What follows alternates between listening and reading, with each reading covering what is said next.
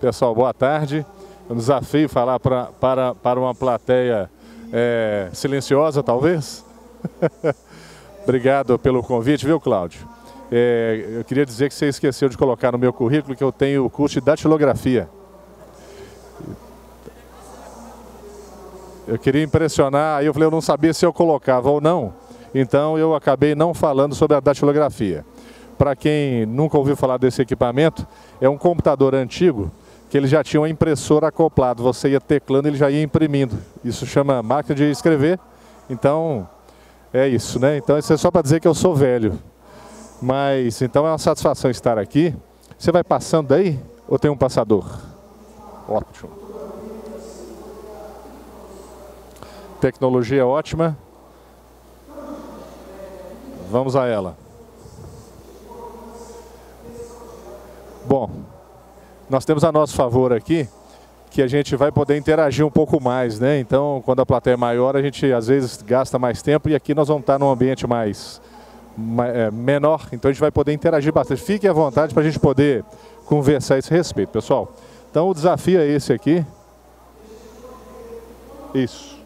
É esse o assunto que nos trouxe aqui, ó. Vou pedir ao meu colega se ele puder disparar já os vídeos, todos eles têm o áudio, vai ficar bem confuso aí o áudio.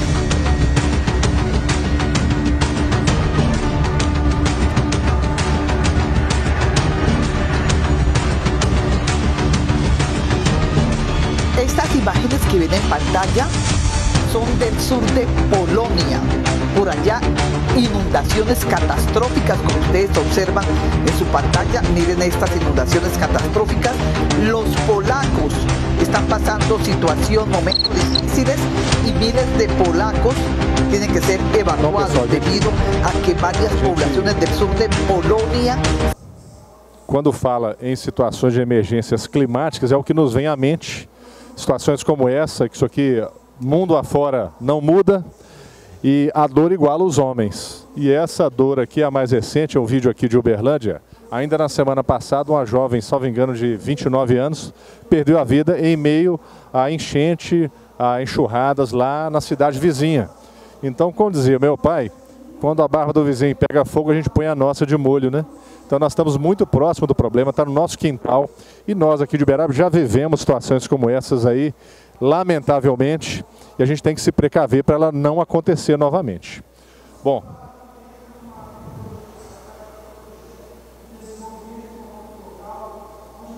Você quer passar manualmente? Pronto. Beleza. Então, olha só, pessoal. Esse é o panorama que a ONU nos mostra a respeito da quantidade de desastres naturais ao longo do mundo, né? Ao redor do mundo, ao longo de muito tempo. Então, a gente começa naturalmente ali, pouco depois da Revolução Industrial, mas já no último século, a quantidade de desastres, ela é gigantesca. Gigantesca. Embora a gente possa perceber ali uma pequena tendência de diminuição a partir do ano de 2010, 2015, esse gráfico ele fala apenas da quantidade de emergências. Não fala da quantidade de vítimas, da quantidade de danos.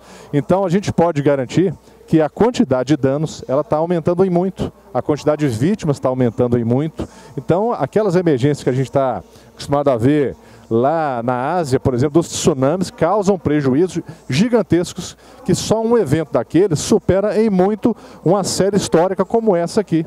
São milhares e centenas de milhares de pessoas que perdem a vida, são bilhões e bilhões de prejuízos.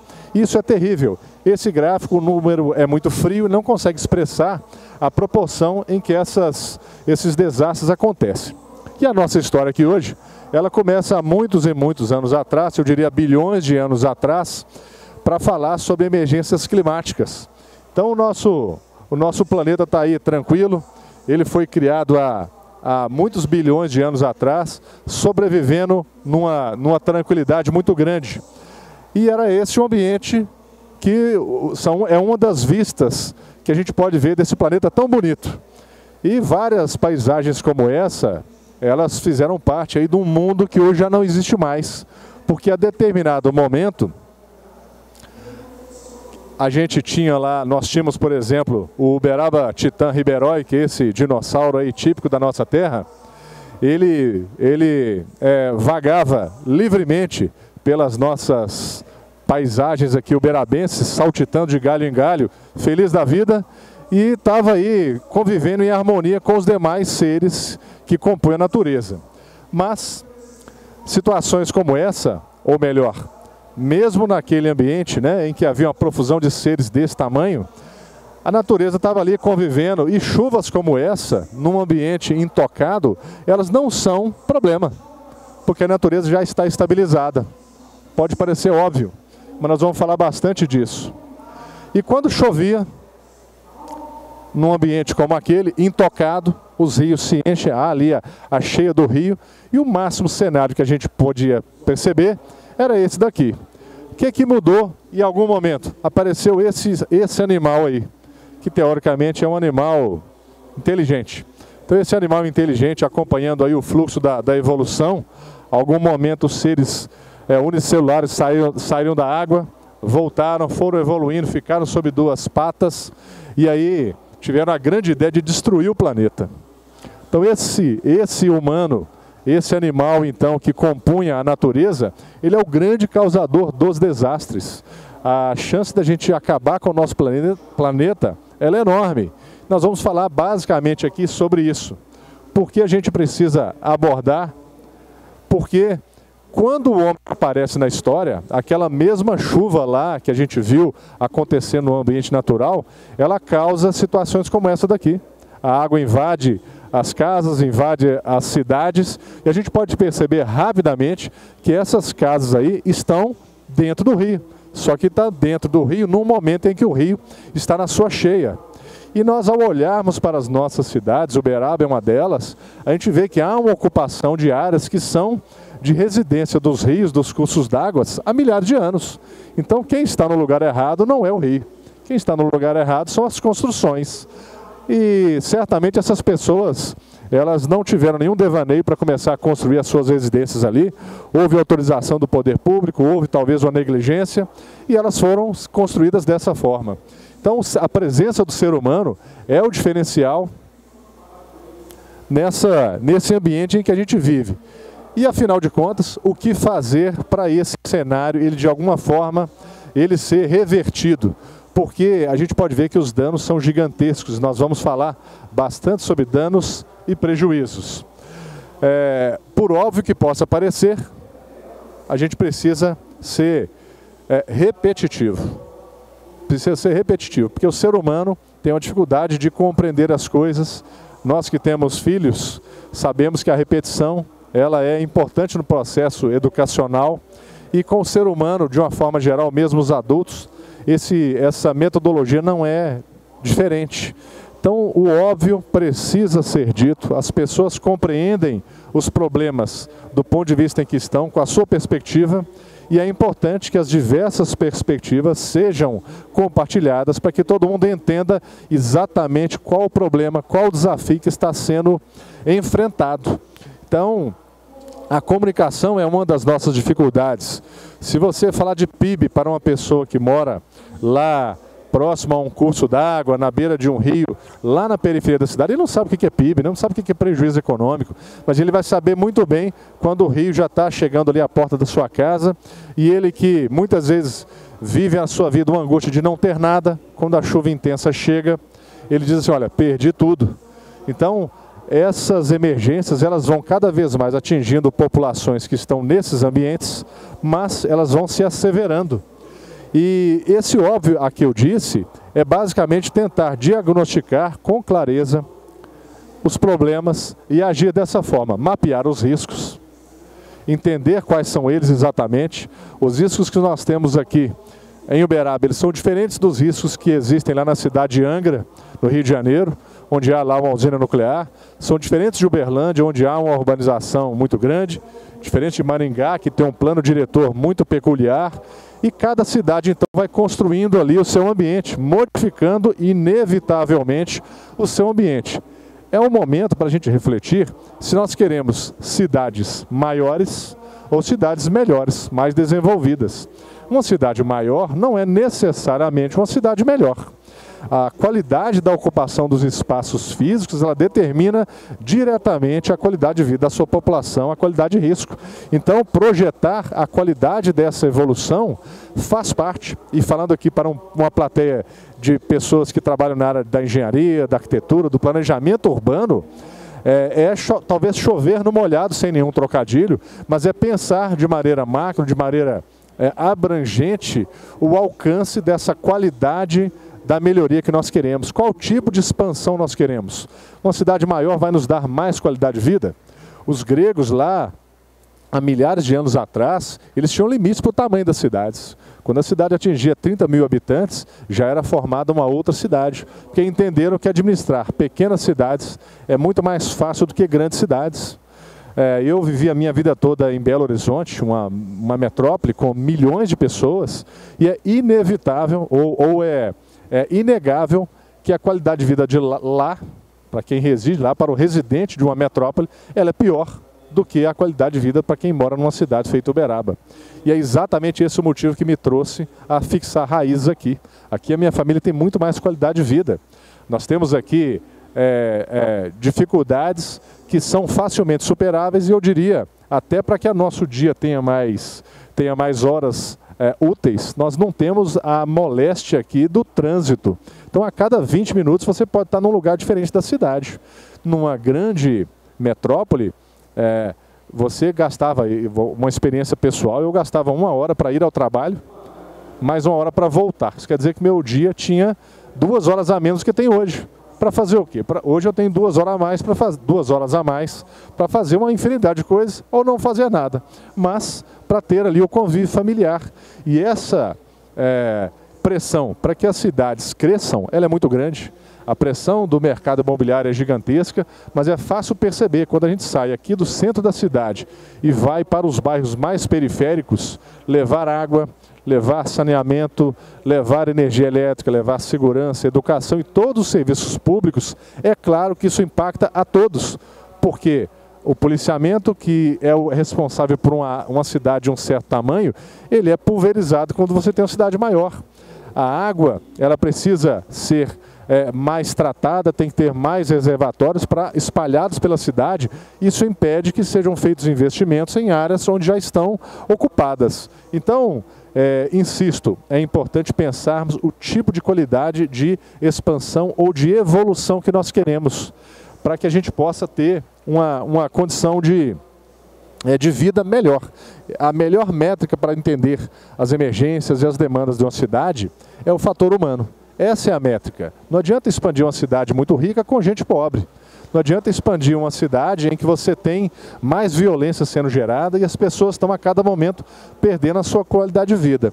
E no Brasil, que é um país bastante ainda agrícola, bastante dependente na sua condição econômica de exploração de recursos minerais, o perfil da nossa vida ou das situações que impactam a nossa vida é esse aqui dos desastres, olha, das emergências ambientais.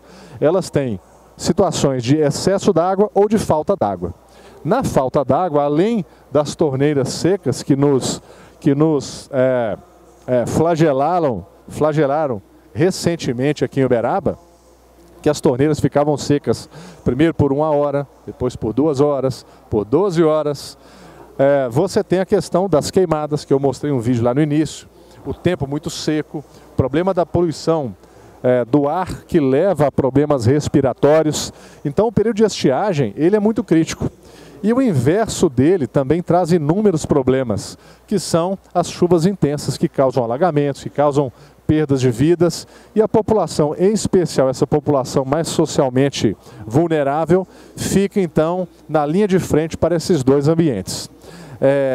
Mas é importante que a gente perceba que os desastres, as emergências ambientais, climáticas, ligadas ao excesso d'água, elas são muito mais visíveis, têm muito mais visibilidade e nos clamam talvez muito mais por soluções. Enquanto a estiagem, eu me refiro especialmente aos incêndios, à falta d'água, elas são classificadas pela ONU como desastres muito graves, mas elas não têm esse clamor.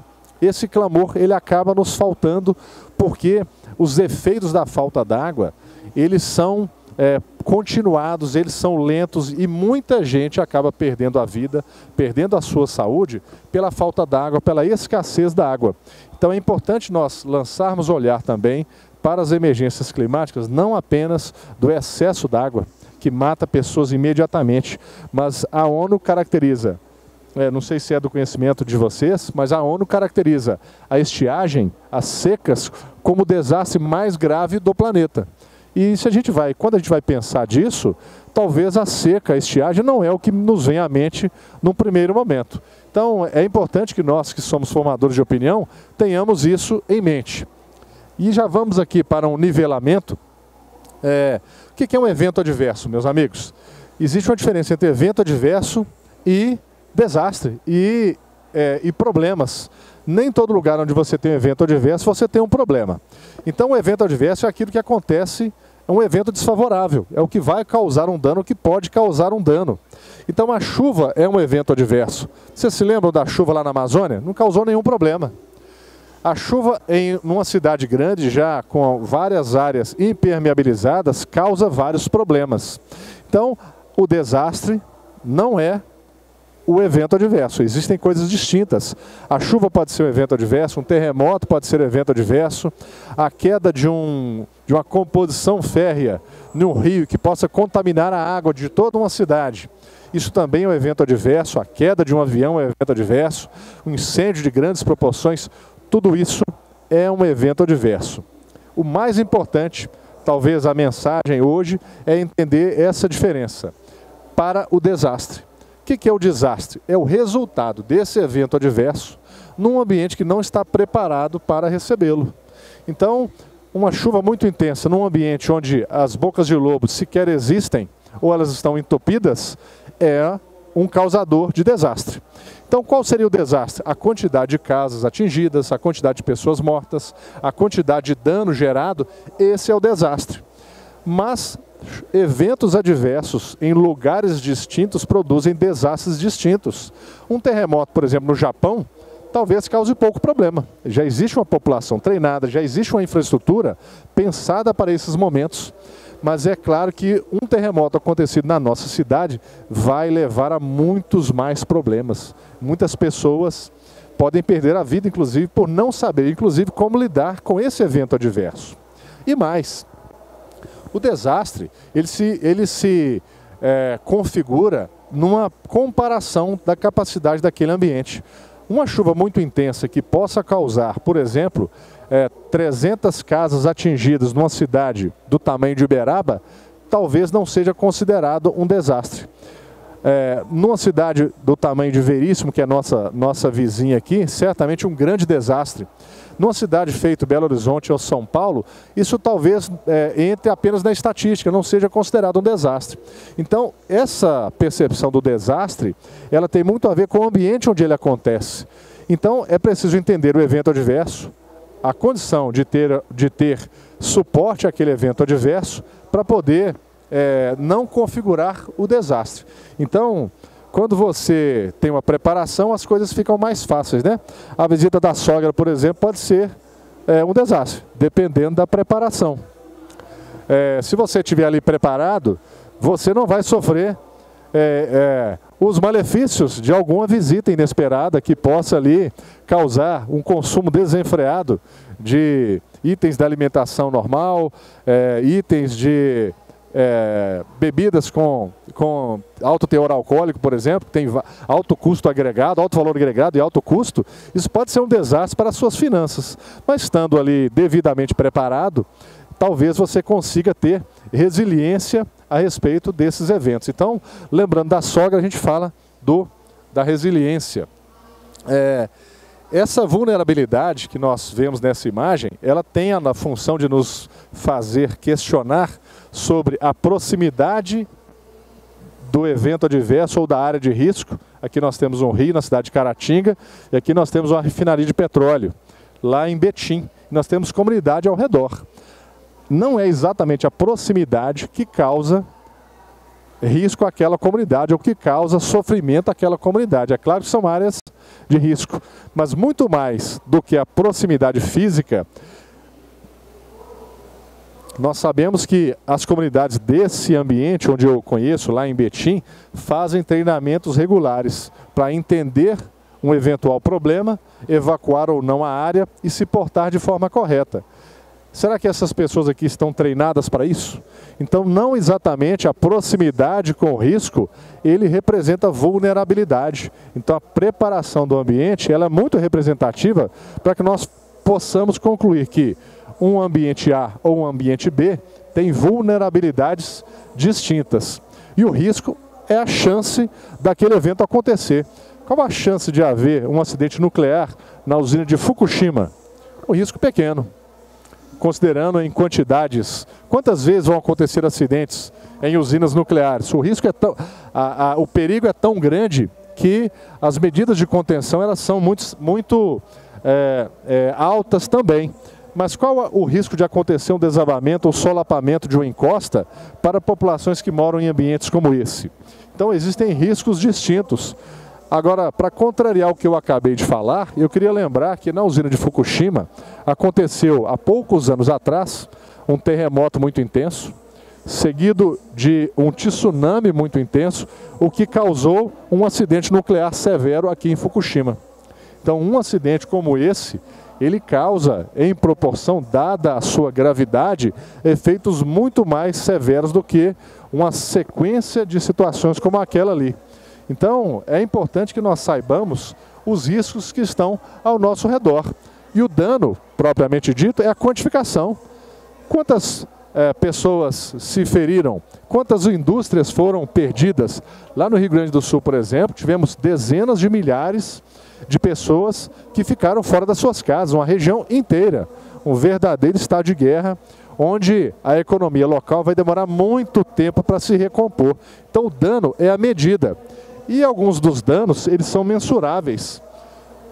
Agora, os danos ambientais, por exemplo, e socioeconômicos, eles são difíceis de serem quantificados. Você pode dizer que 300 hectares de uma APP foram consumidos pela chuva, foram destruídos por um rompimento de uma estrutura qualquer. Mas é difícil quantificar na prática o que isso significa, não é tão palpável. Da mesma forma, dizer que você teve uma região da cidade que não ficou operante durante um certo período. Qual foi o prejuízo econômico daquela ausência de atividade econômica? E as crianças que ficaram sem aula numa determinada comunidade, uma região? Esse é um prejuízo socioeconômico que deve ser considerado quando nós falamos desses assuntos referentes aí à proteção e defesa civil, que é o conceito que nós agora chegamos. A proteção e defesa civil tem como essa definição acadêmica um conjunto de ações que são preventivas, ações de socorrimento à população, ações de assistência e recuperação, que buscam evitar ou minimizar os efeitos dos desastres. Preservar a moral da população, imagine que tipo de desafio é esse, e restabelecer a normalidade social. É um conceito acadêmico. E a gente, quando fala de restabelecer a normalidade social, basta lembrar do Rio Grande do Sul, onde havia uma infinidade de locais onde não havia sequer policiamento. Então não havia normalidade social. As lojas, os estabelecimentos, as casas estavam sendo saqueadas. Então falar de defesa civil é falar de proteção ampla. E o objetivo maior da proteção e defesa civil é reduzir desastres. E aonde que nós entramos nessa história? Desastre zero é uma utopia. Nós temos que ter estratégia. E quando você vê essa imagem, você diz assim, poxa, mas que estratégia esquisita, torta.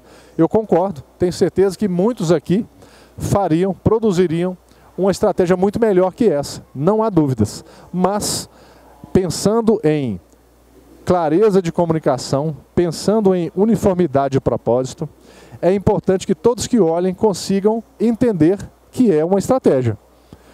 Qual deve ser esta, então? Construída a várias mãos, ela precisa ser reformulada, adaptada, lapidada a cada momento, mas tem que ser muito claro para todos os envolvidos no processo qual é a estratégia de enfrentamento. Qual é ela? E eu posso citar um exemplo aqui. Quando nós temos lá grandes incêndios florestais, e tivemos esse problema recente aqui na região, muita gente dizia assim, poxa, mas os bombeiros não têm caminhões suficientes. Sabe quando que os bombeiros terão caminhões suficientes para atender todos os incêndios da nossa região no dia 15 de setembro de qualquer ano? Jamais. Impossível. A gente fala assim, poxa, mas você está exagerando, Passos. Mas olha a Califórnia. Todo mundo já viu pela televisão a Califórnia? Lá não falta recurso. Também não deixa de ter problemas. Então a quantidade de ocorrências, ou a gravidade daquela emergência, ela mostra muito isso. E a estratégia não pode ser, a meu ver, investir infinitamente na capacidade de combate ou de resposta ao desastre. Nós estamos enganados quando a gente acha que a gente vai resolver o problema dos atropelamentos na cidade, quando a gente coloca uma ambulância em cada esquina, uma viatura do SAMU em cada esquina. Não é assim. Como é que você previne atropelamentos? Qualificando as pessoas, ensinando as crianças a atravessar na faixa de pedestres, ensinando e punindo o motorista que não respeita o limite de velocidade, as regras de trânsito. Então, investir em prevenção, em capacitação, é óbvio que é o mais adequado.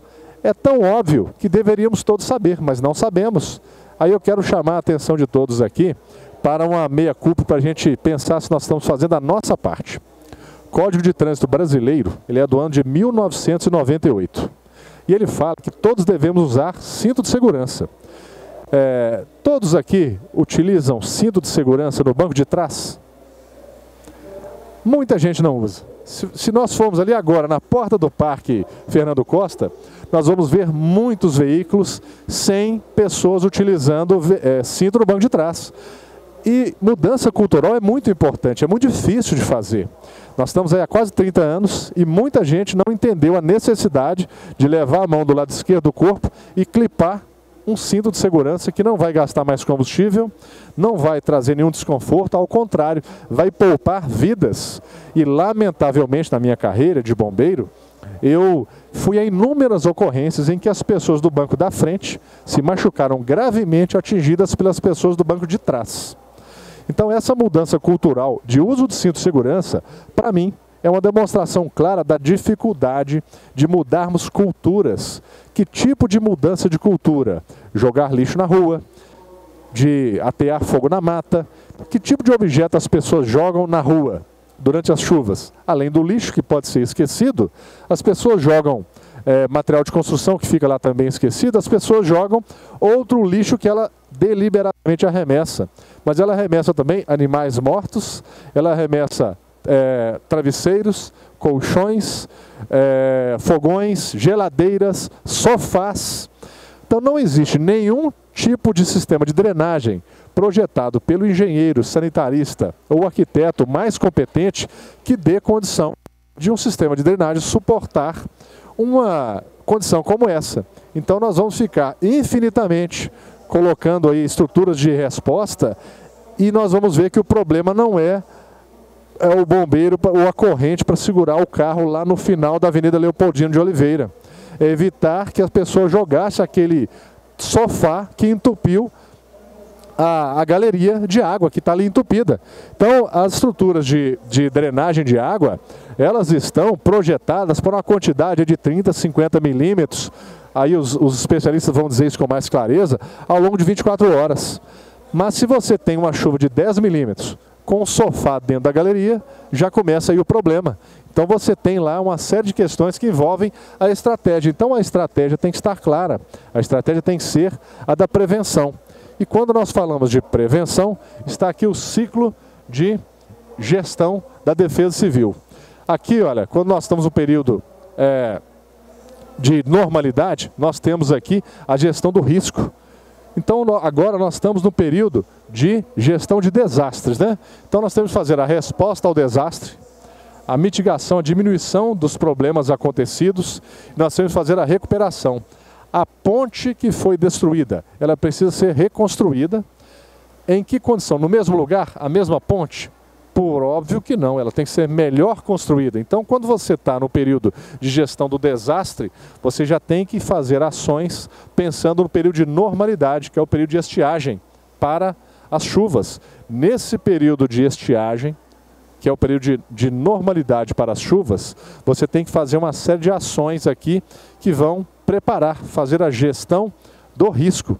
Gestão do risco é ensinar as crianças, ensinar as pessoas, preparar o ambiente, desentupir as bocas de lobo oportunamente, fazer ações, treinamentos, uma série de coisas para preparar o ambiente para que as pessoas possam reagir da forma correta.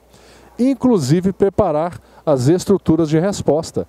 Todo ano tem chuva nas grandes cidades. Eu vou fazer aqui uma previsão, vocês vão ficar surpresos. O ano que vem teremos chuvas terríveis na nossa cidade. E haverá alagamentos.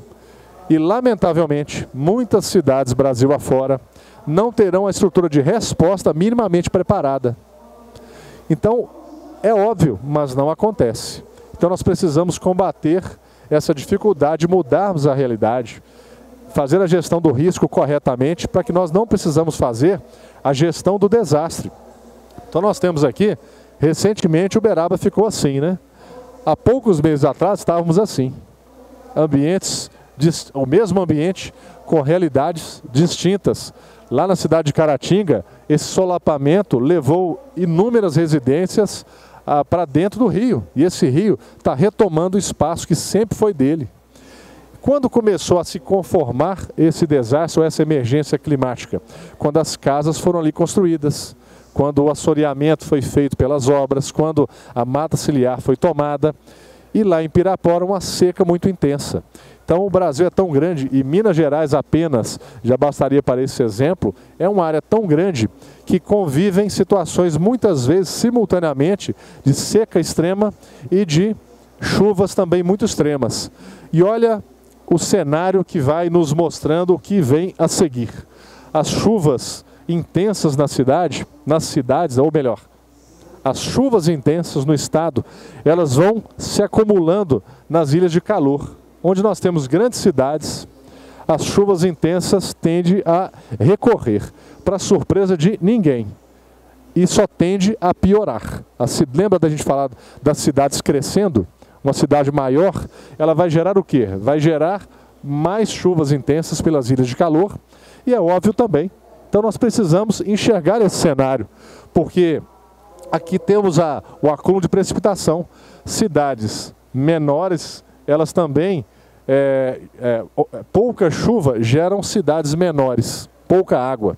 Então Guimarães Rosa dizia que aonde tem água tem vida. E o tamanho dos municípios aqui nessa porção do estado, os municípios são pequenos, muito populosos. Já no extremo norte do estado, nordeste, cidades com pouca água, portanto, pouca chuva, pouca gente, cidades com vazios populacionais muito grandes. E nós estamos aí com esse cenário de coisas muito concentradas, uma população predominantemente urbana em todo o Brasil. E aqui vai um nivelamento para nós tentarmos entender quais são os problemas que nos afligem. O rio, normalmente, os rios estão aqui na situação normal, mas o rio, ele cria aqui uma bacia, ele cria marcas fáceis de perceber no terreno, mostrando que ele tem uma enchente. Quando ele tem uma enchente e a gente tem casas construídas na planície de inundação do rio, começa aqui o que nós podemos chamar de emergência climática. Apenas porque o rio saiu da sua situação normal e foi para a enchente, mas as casas estão no lugar errado. Aí quando nós temos uma situação em que o rio supera a sua cheia normal, aí nós temos a chamada inundação. Essa inundação vai muito além e ela já começa a atingir áreas que presumivelmente não seriam atingidas. Mas hoje nós temos casas, como eu disse, dentro do leito maior do rio. E isso, é claro, causa problemas. E nós chamamos equivocadamente tudo de alagamento. Então aqui, olha, o rio está entrando na cidade. Nesse cenário nós temos o alagamento, que é a água das chuvas que não está sendo drenada para um ambiente adequado. Então o que nós vemos normalmente nas áreas urbanas são os alagamentos, problemas relacionados à drenagem. E quando esse alagamento acontece em áreas com aclives, aí acontecem as enxurradas. E quando o solo está impermeabilizado, a velocidade dessas águas, ela toma tal proporção que basta que a água esteja com 1 ou 2 palmos, ela já pode arrastar muita gente. Então vale o ditado, enxurrada na canela, cuidado com ela. E eu fiz uma pesquisa há um tempo atrás, uma especialização, e isso até para uma obrigação profissional, e esse dado me chamou muito a atenção. Eu precisava então entender como fazer prevenção. E olha qual é o cenário que se mostra extremamente preocupante. Aqui estão todas as pessoas que perderam a vida, considerando como métrica maior a perda de vidas humanas, no período chuvoso. E olha que coisa surpreendente, pelo menos quando eu obtive os resultados, né? Pessoas arrastadas pela chuva, 36%. Soterramentos, 38%. Desabamentos, 10%. Quando nós colocamos desabamentos com soterramentos, nós alcançamos 48%. Praticamente a metade das pessoas, elas sofrem por esse tipo de coisa, que tem a ver com as encostas, que não são típicas aqui da nossa região. Mas por que um número tão alto, se as ocorrências não são tão numerosas? É porque isso acontece de madrugada, pega a família desprevenida. Então, quando acontecem desabamentos e soterramentos, famílias inteiras são perdidas, grandes áreas sofrem soterramentos. E seguindo então, raios, 9%, às vezes chegando a 10%, inundações de residências que tem a ver, uma associação grande aqui também com as enxurradas. Bom, quedas de árvore, 2%. Esse número aqui, quando eu observei, me impressionou bastante. E eu fui tentar, então, fatiar esse número, para tentar entender, afinal de contas, atravessando a enxurrada, as pessoas morrem? Sim. Em qual situação? Pasmem, 54%, atravessando a rua. A pessoa está de um lado da calçada, ela vê uma enxurrada, ela vai caminhar e daqui a 10 segundos ela morre. Ela não percebe que o simples ato de caminhar pela rua, que está alagada, ela vai perder a vida. Isso deve nos causar estranheza e precisa nos motivar a pensar formas de agir. E as palavras raramente salvam no momento em que elas são ditas. É preciso que a gente guarde alguns conceitos para pensar em que momento certas palavras devem voltar à nossa mente para que elas possam fazer o seu efeito. Como que a gente vai convencer as pessoas que não podem andar pela rua porque ela vai morrer? Como que a gente vai convencer as pessoas que ela não pode entrar com o seu automóvel na rua, como aconteceu lá em Uberlândia semana passada, e vai ser arrastada? E as pessoas atravessando rios já, o rio que já tem os seus riscos próprios, ele acabou arrastando 15% das pessoas nesse período de tempo inteiro. Isso não deveria acontecer. É óbvio que é um risco, mas lamentavelmente as pessoas não enxergam o óbvio. Então nós precisamos encontrar formas mais criativas de falarmos o óbvio. Talvez campanhas que possam buscar alcançar as pessoas no momento da chuva possam ser interessantes. E essa aqui é uma situação em que eu participei, fazendo um resgate lá na região de BH, onde um bairro inteiro foi construído dentro do leito do rio. Então, esse bairro é que está no lugar errado. E nós conseguimos, graças a Deus, resgatar uma família inteira que estava ali presa naquela residência, mas essa emergência ela começou no dia em que o poder público permitiu que um loteamento como esse, que um bairro como esse fosse feito nesse ambiente. Então, os planos diretores, os planos que visam entender ou planejar a expansão das cidades, eles têm que ter um viés da segurança, da proteção e da defesa civil. Quem aqui é de Uberaba vai saber dizer de um condomínio que foi construído, que até não está ocupado, mas que foi construído numa área de risco, recente, e é um problemão. Como diria meu pai, um grande abacaxi, porque é uma área de problemas. E isso envolve investimentos públicos, uma série de impactos na vida de muita gente. Então, essas tomadas de decisão, lembram da estratégia? A gente talvez, não permitindo que um bairro como esse fosse construído, teria evitado uma série de coisas, uma série de problemas. Esse bairro ser construído num ambiente mais seguro, mais adequado. Então, a visão dos profissionais de proteção e defesa civil sobre o plano diretor, sobre as autorizações que são feitas para a implantação de novos empreendimentos, elas, na minha opinião, precisam ser observadas, precisam ser levadas em conta para que situações como essa não aconteçam. Passando rapidamente já para essa previsão legal, que é o Sistema Nacional de Proteção e Defesa Civil. Ele é tão extenso que eu vou resumir aqui. Todos nós fazemos parte do Sistema Nacional de Proteção e Defesa Civil. O IATM participa, o CREA, a Prefeitura, os bombeiros, as empresas, todas as entidades que possam dar assistência ou prestar apoio ou atuar de forma direta em qualquer momento da gestão do risco ou da gestão do desastre, pertence ao Sistema Nacional de Defesa Civil. Não exatamente voluntariamente, mas pertence a esse sistema. E é por isso que a gente tem que estar integrado. Então o convite que me foi gentilmente feito me deixou muito grato de poder trazer isso aos formadores de opinião, porque a Defesa Civil somos todos nós. A Defesa Civil não é um órgão da Prefeitura que você fala assim, eu vou chamar a Defesa Civil. Não é um conjunto de ações que é feito lá. Somos todos nós, o tempo todo. Isso aqui é uma ação de Defesa Civil. Esta palavra que está sendo dita, as reflexões que estão sendo suscitadas, qualquer ação de planejamento de desenvolvimento urbano, ela vai impactar nas questões de proteção e defesa civil. Então sintam-se todos participantes. Em nível federal existe uma secretaria, em nível estadual uma outra secretaria e em nível municipal.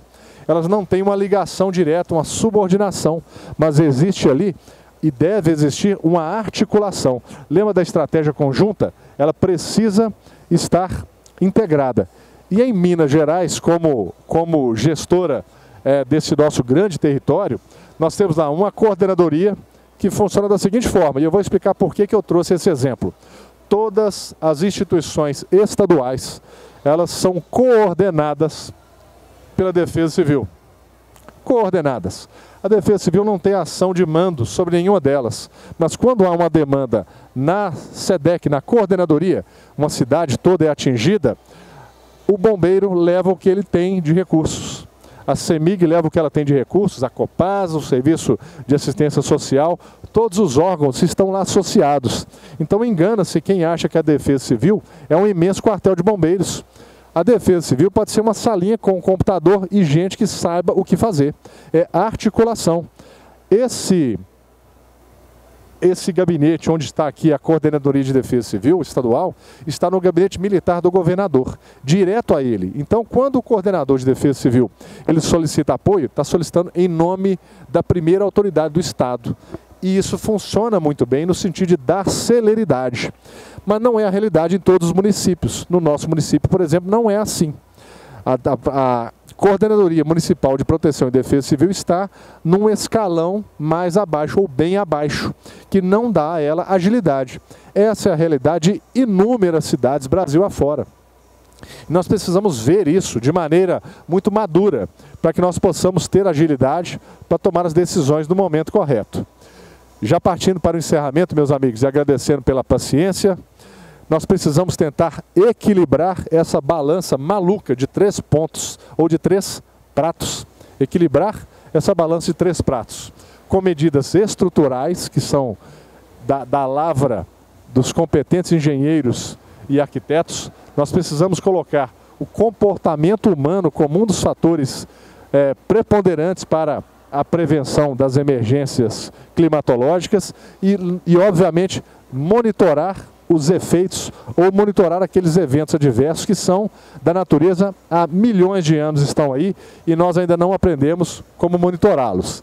Então eu me arrisquei aqui a tentar trazer algumas amostras de intervenções físicas no ambiente das cidades, com jardins verdes que possam ter espaços de drenagem que possam absorver o volume abrupto de águas que são levados às nossas vias públicas, para que ele possa percolar e não causar desastres mais adiante.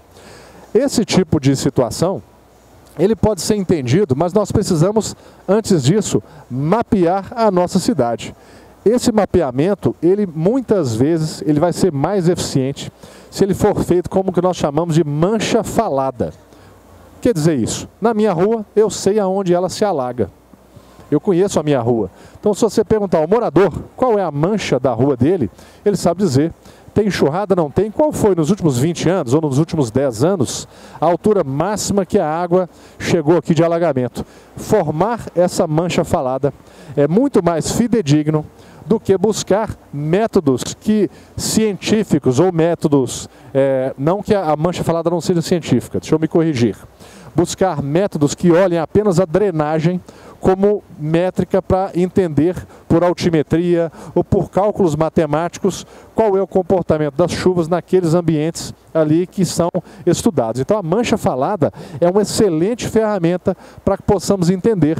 E essa mancha falada custa quanto para ser feita? Pouquíssimo. Mas gasta muita energia, muito envolvimento, mas as grandes áreas de alagamento em todas as cidades, elas são muito conhecidas. Cada um de nós vai saber dizer aonde há problemas, mas talvez num outro bairro, numa outra cidade, eu não saiba dizer. Então o meu comportamento tem que estar visto e muito visto. E eu arrisquei aqui novamente a falar dessas situações de zonear a cidade. Os planos diretores fazem isso e é preciso que cada vez mais isso seja feito com mais responsabilidade, mais participação. A questão do comportamento, como eu disse, ela é fundamental, ela representa muito dos resultados dos desastres e o alerta precoce. As pessoas precisam confiar, os alertas têm que ser cada vez mais fidedignos, cada vez mais confiáveis, para que as pessoas possam reagir da forma correta. Aqui eu trago então ações que vão atacar a questão do comportamento. As pessoas aqui, o rapaz está colocando aqui um aviso numa cidade de treinamento de abandono daquela área, para que a população, ao receber um alerta, estando treinada, saiba como agir. Lembra da quantidade de pessoas que perdem a vida por desabamento, quantidade de pessoas que perdem a vida em áreas que são ali alagadas? Então muita gente ainda continua se arriscando. Aí você pensa assim, puxa vida, mas na avenida X, a pessoa entrou de carro? Entrou. E na próxima chuva, o que vai acontecer? Vai entrar de novo. E na outra, de novo. Então nós precisamos criar mecanismos para que isso não aconteça. As pessoas não percebem o risco. O que deveria ser óbvio, não está acontecendo. E se a prevenção falhar, nós temos que ter toda a nossa estrutura treinada para tomar a primeira decisão, definir prioridades. O que é prioridade no momento de emergência? A vida humana, claro. Mas como fazer isso? Aí vamos fazer um prognóstico. Dezembro e janeiro vai chover muito. Todo ano chove muito. Será que as escolas estão preparadas com uma sala reservada para eventualmente virar um abrigo emergencial? Isso não custa nada, é uma medida simples que pode ser tomada, bastando uma coordenação da Coordenadoria Municipal de Proteção e Defesa Civil para preparar abrigos emergenciais, como vários outros exemplos podem surgir na sua mente aí agora. Então, preparar, definir prioridades e planejar para que a primeira resposta a essa emergência seja feita com vigor. Quantos de nós recebemos imagens aqui de pessoas ilhadas, pessoas em condições de risco de vida e muitas vezes o socorro não chega a tempo, não chega na qualidade, não está posicionado ou não tem a estrutura adequada. Então a nossa briga por melhor estrutura, ela é necessária, ela é intensa, mas organizar os recursos também para que tudo possa ser feito. E a gente quando fala assim, aí eu vou fugir um pouco do tema aqui, pegou fogo no hospital. Poxa, mas o hospital é assunto de bombeiro? Não só. Você tem que organizar o trânsito, você tem que arrumar outras vagas nos hospitais ao redor, você tem que tomar conta para que pessoas não entrem para saquear aquele hospital que está incendiado. Você tem que tomar uma série de providências para uma emergência que aparentemente é simples. Então vocês imaginem uma grande área que foi atingida por uma emergência climática. Rio Grande do Sul foram dezenas de cidades, aliás, centenas de cidades atingidas. Então, conter a crise, empregar os recursos 24 horas se necessário, organizar o ambiente, os profissionais de emergência têm que ter verdadeira compulsão por organizar o ambiente, porque um ambiente desorganizado, ele é indutor de mais desorganizações. Então locais de entrada, locais de saída, onde as pessoas e os recursos se posicionam, é fundamental que esse tipo de organização seja feita, controlar a área, como eu disse agora há pouco, para dimensionar a ajuda. Nem toda ajuda é bem-vinda, porque às vezes a pessoa quer ajudar, mas ela quer ajudar de uma maneira que não é bem-vinda naquele lugar. Quem quer ajudar tem que deixar o ego em casa. Muito ajuda quem não atrapalha, já dizia meu finado pai, sabiamente. Então, Em ambientes de emergências climáticas, você tem uma profusão de autoridades, de pessoas com muita qualidade técnica, com muita autoridade, mas também muitas vezes com o ego muito assodado para poder tomar decisões e buscar algum protagonismo. Então, se você é uma dessas autoridades, busque controlar o próprio ego, porque esse ego pode às vezes complicar uma situação que já tem os seus problemas naturais. Então, muito ajuda que não atrapalha. A gente precisa dimensionar o tamanho dessa ajuda para o problema que está sendo feito. Se você fizer lá um churrasquinho lá na sua casa, que nós bombeiros chamamos de incêndio em residência, ao final desse incêndio, nós bombeiros chamamos de incêndio em churrasqueira, né? Então, o churrasco nós chamamos de incêndio em churrasqueira. E depois desse incêndio em churrasqueira, se todos os seus convidados forem lavar a louça na cozinha ao mesmo tempo, essa ajuda não vai ser bem-vinda. Você precisa fatiar. Alguns vão lavar a louça, outros vão recolher o lixo, outros vão limpar o ambiente. Então, dimensionar e fatiar essa ajuda é mais do que necessário. Tomar cuidado do próprio ego. E o que deve ser feito objetivamente? Simulados de abandono para as áreas, sejam empresariais ou sejam áreas públicas, é necessário que as pessoas que estão nos ambientes de risco saibam como agir e possam tomar essa decisão de forma serena, porque tudo aquilo que é feito pela primeira vez de forma inédita causa muita agonia, causa muito sofrimento e muitas vezes pode levar a pessoa a ficar estática e tomar decisão alguma. Então é importantíssimo treinar. Esse treinamento ele deve ser precedido de um plano de contingências que deve ser objetivo e elaborado a várias mãos, onde estarão abordados os riscos que são conhecidos, as proporções que nós sabemos que ele pode chegar, treinar as pessoas exaustivamente, treinar muito, como eu disse, para que as pessoas percebam aonde está o risco. Então eu imagino que muitos aqui talvez não soubessem que as pessoas perdem a vida atravessando as avenidas e as ruas. Então é importante que muitos saibam disso e capacitar as lideranças, os líderes, as pessoas que tomam decisão, tanto em momentos dos desastres, das emergências, mas principalmente nos momentos onde é possível fazer a prevenção, é necessário que essas pessoas estejam treinadas e possam agir de forma correta. Essa aqui é um exemplo de uma organização de um ambiente de emergência.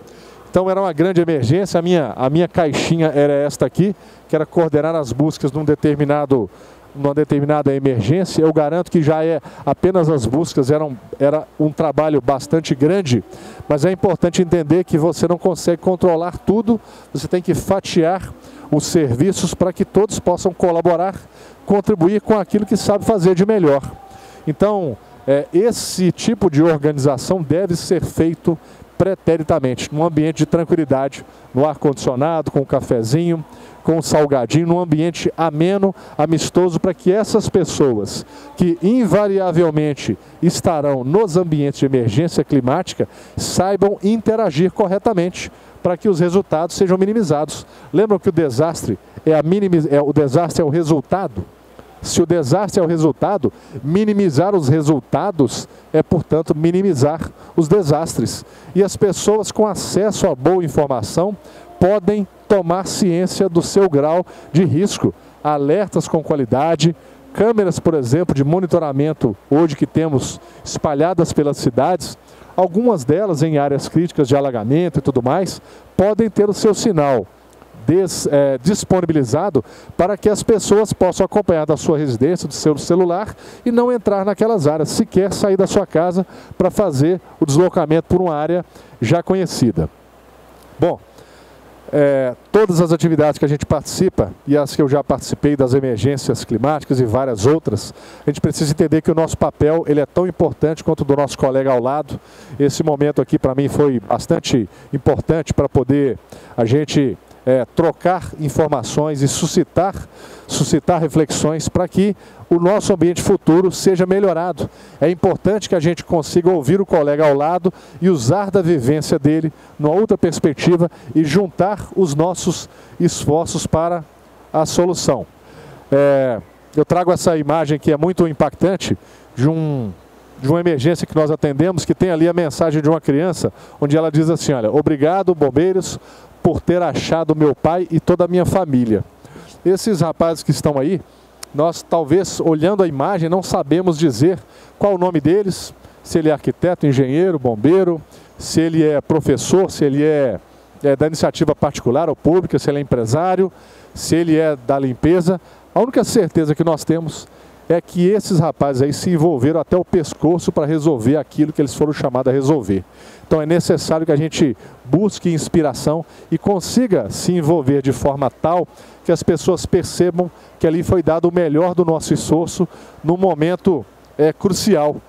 Fazer algo, ainda que não perfeito, mas fazer algo. O pior é não fazer, se achar perfeito, quando você nada fez. Então as ações, elas valem muito.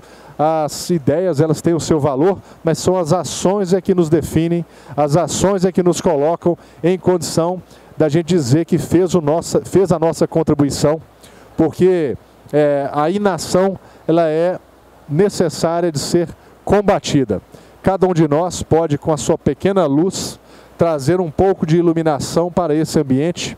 As velas aqui, como símbolo do conhecimento, elas têm a função de nos dizer que o nosso pequeno conhecimento, ele pode ajudar ao próximo, o nosso pequeno conhecimento, ele pode contribuir.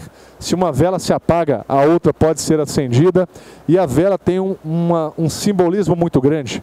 Existe um livro escrito há mais de 2000 anos atrás, é o livro mais lido pelo ser humano, e ele diz o seguinte, que num ambiente escuro, como são escuros os ambientes de tomada de decisão, de ação, nessas emergências climáticas, uma vela posta num ambiente escuro, ela produz um milagre.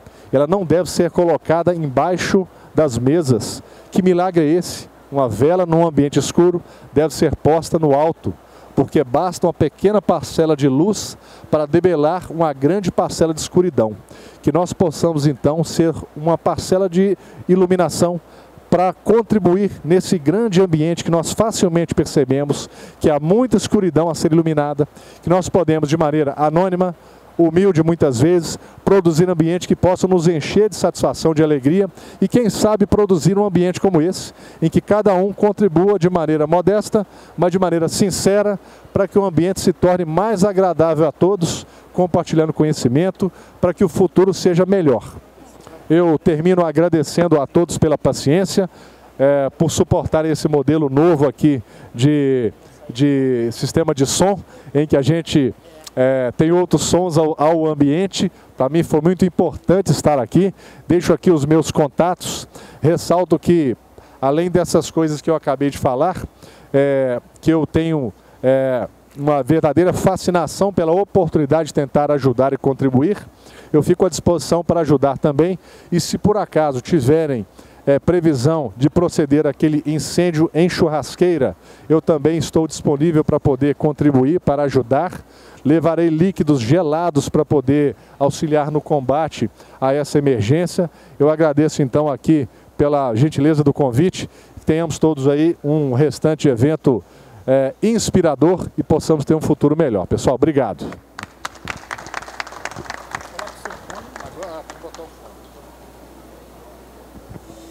Vamos abrir para as perguntas aqui, pessoal. Só um minutinho até ele colocar o fone para que ele possa ouvir também. Todo mundo sabe que eu falo feito um papagaio. Agora sim estou ouvindo. Tá me ouvindo? Vocês estão me ouvindo? Eu estou me ouvindo. Ô Anderson, parabéns pela palestra. Desde quando eu te conheci, né, lá no escritório, quando você foi lá para a gente trocar, a gente conversar, né, assim, eu já senti que, de fato, você é uma pessoa diferenciada, né? E eu sempre falo que o Karim, cadê o Karim? Karim tá me ouvindo, né? Eu sempre falo pro Karim que o meu sonho é chegar num nível de oratória igual ele, mas agora o nível que eu quero chegar é igual ao Anderson. Elogio de amigo, vocês têm que dar 50%, viu? Mas parabéns. Obrigado. Te acompanho nas redes sociais, né? E partindo de você, de fato, tem que dar atenção, né? O meu trabalho é diretamente ligado com os municípios aqui da região, né? Planos diretores, questão urbanística, e sempre eu tenho essa preocupação em melhorar a qualidade de vida da população, né? Porém, nem sempre, a gente sabe que nem sempre a técnica vigora, né? E as cidades brasileiras, principalmente as nossas cidades aqui, elas foram construídas de fato na beira do córrego, né? No rio, do córrego, ou de lagoa, etc. Então a gente tem inúmeros problemas de fato. E quando a gente fala de plano diretor, que você citou várias vezes, a gente tenta atenuar, né? Buscar soluções para atenuar ou mitigar. Porque são bilhões, né? Se a gente for falar, vamos resolver o problema, não há recurso que consiga corrigir. Reconstruir a cidade inteira, Reconstruir, exatamente. Então o que a gente tem buscado diretamente nos municípios é formas de atenuar, né, ou mitigar a situação para que não aconteça. Como você agora está como consultor aí, né, inúmeras palestras, como é que você está sentindo, né, a pergunta, né, que eu te faço para ver se é o mesmo sentimento que o meu, as dificuldades que tem para fazer entrar na cachola das pessoas a responsabilidade de cada um, né, que eu acho importante. Principalmente quando você mostra ali uma balança, né? Não dupla, mas sim tripla, eu acho que é uma imagem que impacta bastante e que não é só a Defesa Civil, mas sim todos. Qual que é a dificuldade que você está sentindo em colocar dentro da cabeça das pessoas tudo isso? Daniel, obrigado pelo elogio mais uma vez. Eu vou ter a prudência, como eu disse aqui, de descontar uns 50% aí do elogio, porque elogio de um amigo a gente tem que fazer dessa forma, né? Mas eu não me arriscaria a entrar nas questões técnicas da arquitetura ou da engenharia. Eu vou falar muito mais da percepção assim como cidadão e uma breve participação que tive no governo municipal, inclusive na atual gestão. Eu acho que a nossa dificuldade ela é cultural em vários aspectos. Então você tem uma dificuldade de balancear daquela forma ali os interesses políticos que vão e vêm a cada 2 anos. As respostas ou as soluções elas são buscadas de maneira muito repentina. Ninguém tem paciência para construir uma ferrovia, porque ela gasta sei lá quantos anos para ser construída, e vamos construindo estrada, né? Ninguém tem paciência para tomar uma série de outras medidas aí, drenagem são obras caríssimas, né? E na realidade outras obras elas acabam sendo priorizadas. Então, esse equilíbrio político, eu pessoalmente, a minha percepção é que nós ainda estamos engatinhando, nós precisamos ainda ter só acredito numa mudança educacional, cultural, para que os políticos daqui a 30 anos percebam como isso é importante. Mas eu acho que nós temos uma legislação decorrente disso muito frágil, porque todas as decisões em vários níveis, elas são, não no CPF, né, mas é uma prefeitura, é um estado, é um país que toma essa ou aquela, não é a pessoa. Então essa falta de uma responsabilização de vários gestores em vários níveis, ela tem uma direta reflexão na seriedade com isso. Então acho que estamos engatinhando muito ainda. Não existe a percepção de como se deve investir nisso. Basta olhar a mancha das cidades ao nosso redor e perceber como elas aumentaram nos últimos 10 anos, e nos últimos 20, e nos últimos 50. Então, sem buscar nomes aqui, mas é uma cultura. Então, acho que os decisores públicos eles têm que ser muito bem balizados. Na minha humilde opinião, mais do que uma vontade política desse ou daquele secretário, diretor, prefeito, que seja, a sociedade tem que balizar. Olha, nós vamos avançar a cidade, rumo leste, rumo oeste. A cidade de Maringá, eu tive a oportunidade de conhecer, lá eles têm já metas postas pela sociedade que ajudam em muito a prefeitura a balizar as suas decisões. Sai governo, entra governo, as decisões elas continuam sendo tomadas, não como de mandato, mas de governo, né? Como necessidade da prefeitura, propriamente dita.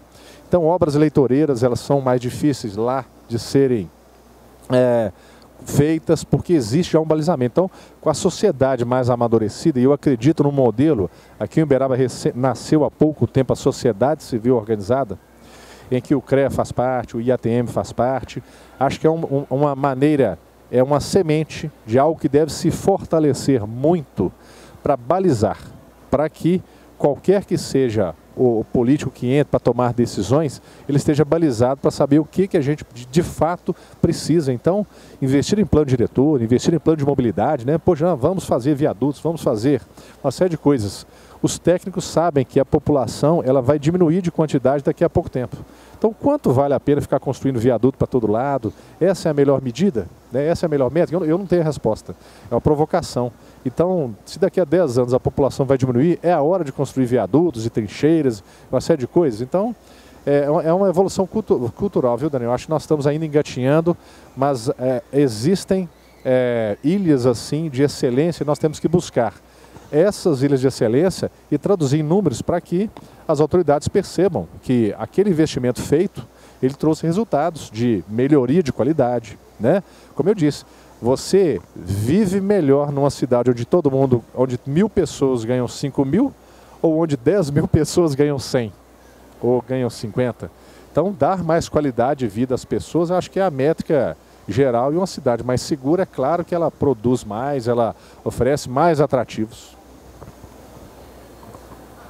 Coronel Anderson, nós tivemos em 2013 aquela situação da Boate Kiss, né? E de lá para cá tivemos assim alterações enormes em termos de normas, de exigências, de recomendações. Na sua opinião, esse desastre aí que teve proporções, né, bem maiores que foi do Rio Grande do Sul, mas também, se a gente for ver ao fundo, tem um pouco ali do ser humano que deixou de fazer algumas ações. Você acha que, como a Boate Kiss foi uma virada de chave, né, principalmente no de segurança do Corpo de Bombeiros, que as exigências triplicaram, né, e até hoje a gente ainda vê evolução. Você acha que esse desastre do Rio Grande do Sul vai ser a virada de chave também para a cidade se preocuparem? Igual o exemplo que você falou, um terremoto no Japão não significa nada dependendo da gravidade, dependendo do grau. Em qualquer cidade nossa aqui, qualquer tremor de terra que às vezes no norte de Minas aqui, as paredes já caem. Então, esse desastre do Rio podemos dizer que vai ser uma virada de chave? Ô, Cláudio, eu espero que sim, sabe? Eu acho que a gente, quando coloca, enquanto sociedade, coloca as soluções dos problemas e projeta o nosso futuro baseado em fiscalização, nós estamos fadados ao insucesso. A gente não pode aprender só a custas dos funerais. Daniel está aí, nós estávamos falando da belíssima obra que ele fez ali, que quem dera nós não tivéssemos precisado de fazer esse tipo de coisa. Então, aprender apenas com os funerais é a pior forma de aprender. Mas elas vêm. Então, tanto os órgãos de atendimento à emergência, feitos os bombeiros, a polícia, os órgãos ambientais, eles têm a dimensão das tragédias. Então, lá no Japão, são extremamente bem equipados, extremamente capazes. E a população é muito bem treinada porque tem terremoto toda hora. Por que não tem problema? É porque toda hora tem terremoto. Lá no Japão não existe um instituto para fiscalizar o serviço do engenheiro. Se a porta tem que ser de 2 metros, ela é de 2 metros. Então, isso é uma cultura nossa, né? Isso não é... Estou falando do engenheiro, por exemplo, porque estamos nesse ambiente, me permita aqui a ousadia. Acho que essas mudanças, elas estão avançando. Lamentavelmente, elas vêm nesses momentos de forma muito aguda. Isso se refere também às barragens, aos incêndios. Então, a legislação muda. Mas essa legislação ela muda de uma maneira... A legislação ela não produz efeitos imediatos, porque muitos prédios já estão construídos de forma que eles não podem ser adaptados. Então, essa mudança é constante. É necessário que a gente tenha uma compreensão grande de como a gente deve agir para modificar o nosso ambiente. O que eu quero dizer? As leis agora, por exemplo, de segurança de bombeiros, que eram de cada município, passaram a ser estaduais. Agora tem uma legislação federal. Então, mas as normas, elas são apenas o parâmetro mínimo. O que é mínimo hoje, amanhã vai ser fraco, né? Então, isso é uma constante, Eu acho e acredito que a gente realmente precisa melhorar como sociedade, né? Depender de leis que nos obriguem a fazer coisas, eu dei o exemplo do cinto de segurança, as leis não nos obrigam a fazer coisas sequer com a nossa própria vida. Então, acreditar que isso vai nos levar a solucionar apenas a legislação ela vai trazer mais dificuldade para o engenheiro projetar, para o arquiteto, um investimento maior, mas quantas vezes você vai num ambiente e a porta de emergência está trancada? Né? O extintor é feioso, ele saiu de lá e foi substituído, está atrás de um vaso de plantas. Então, é preciso, assim... O óbvio tem que ser dito, é investir em educação. Melhor educação para o engenheiro, para o arquiteto, para o bombeiro, para a faxineira, para todos os agentes que podem interferir até isso chegar nos tomadores, insisto. Tomadores de decisão precisam ter decisões técnicas quando for construir um bairro como aquele, ouvir o arquiteto, o urbanista, ouvir as pessoas que têm aderência com o assunto para que isso seja melhor. Então, é um processo lento, mas a gente tem que estar, a prova de estarmos aqui é que nós acreditamos que essa mudança é possível. E a gente pode, sendo aquela pequena velhinha lá, contribuir para fazer uma pequena mudança. A gente tem que ser teimoso para conseguir mudar essas coisas. Perfeito.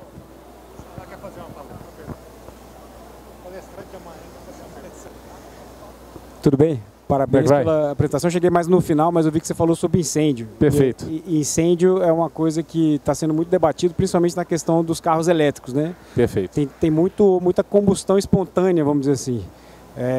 Tem muito carro elétrico pegando fogo de maneira espontânea, principalmente quando está carregando. Tem muitas falhas dos carregadores, enfim, tem uma série de problemas acontecendo e carro elétrico está inundando o mercado aí.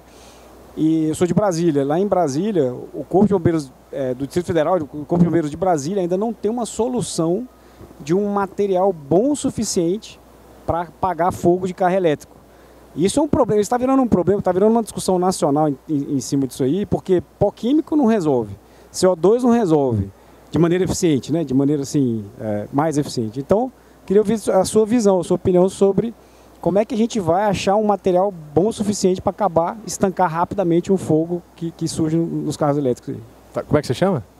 Carim, eu sou Xará, meu Xará. Carim? Carim, agora tem dois Carim. Então, pronto, então conhecemos o segundo Carim. Então tá bom. Carim, então você é estrangeiro, você é de Brasília então. Sou de Brasília. Muito bem, obrigado pela visita aqui. Você está vendo a melhor cidade do Brasil, certeza. Viu? Com certeza, com certeza. Carim, é o seguinte, essa solução do agente extintor para as baterias, quem descobrir vai ficar bilionário. Então, ainda é um desafio. Eu acho que isso vai acabar sendo alcançado não pela descoberta de um novo agente extintor, mas pela melhoria dos equipamentos, dos componentes das baterias. Então, eu não me lembro como é que chama aquele brinquedo de criança que tem duas rodinhas assim, olha, que vive pegando fogo, explodindo aquilo lá e dá muitos problemas. E os carros elétricos estão indo nessa toada, né? Eu acho que isso é um enorme problema, mas eu queria lançar uma outra reflexão. Vocês imaginem se todos nós aqui já estivéssemos com carros elétricos e ali no estacionamento todos estivessem plugados nas tomadas. Olha a quantidade de energia elétrica. Se as nossas ruas das cidades tivessem postes com fiações elétricas e tomadas para cada um poder colocar o seu carro ali, se os prédios tivessem instalações elétricas já preparadas para abastecer carros elétricos em grande quantidade. Eu, bombeiro que sou, sei que a maioria dos incêndios em residências, em estruturas urbanas, em edificações estruturadas nas cidades, são de panes elétricas. Então nós estamos projetando assim um futuro, pela inundação aí dos carros elétricos, de muito mais problemas, inclusive nas edificações, por conta da fragilidade das instalações elétricas, que não vão suportar, mas também a questão dos incêndios, né, nos automóveis, porque eles são mais velozes, eles são mais inflamáveis nesse sentido, o incêndio é muito mais complexo, produzem gases que são muito mais nocivos ali aos passageiros, e você imagina esse cenário de inundação com carros elétricos andando pelas enchentes, o que isso pode causar? Então a sua preocupação é correta, eu lamento não ter essa resposta. Se eu tiver, eu vou ter a cautela de patentear essa solução primeiro, para depois compartilhar. Mas é, claro, uma preocupação e assim nós vamos ter que conviver com isso aí, lamentavelmente, por algum tempo ainda.